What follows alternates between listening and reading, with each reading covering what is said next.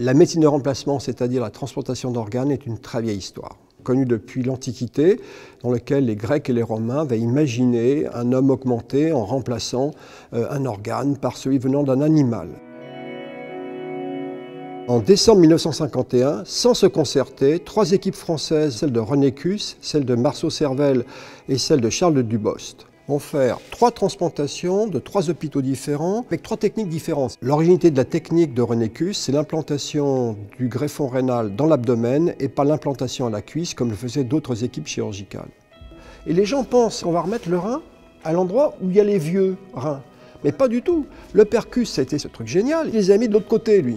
En fait, on le met là parce que le rein, il va être suspendu dans l'abdomen par des vaisseaux, alors que si vous le mettez là, il va se casser la gueule.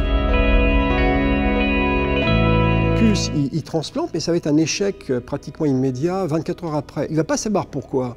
Et en fait, en 52, en Burger, lui, il va transplanter des semi-identiques, donc c'est-à-dire en fait mère sur fils. Le rein va fonctionner 8 jours, il va s'arrêter de fonctionner. Il ne sait pas pourquoi.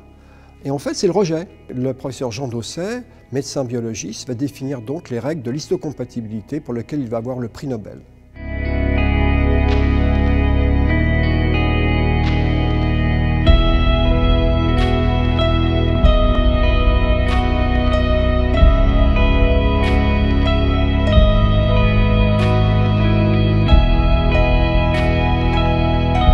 La transplantation d'organes souffre encore de 2 entraves, le manque de greffons et d'autre part la prise de médicaments anti-rejet à vie.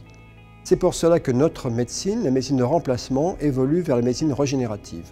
Cette médecine utilise les cellules souches pour recréer des nouveaux organes. Cette nouvelle discipline offre des perspectives extraordinaires pour les jeunes chercheurs.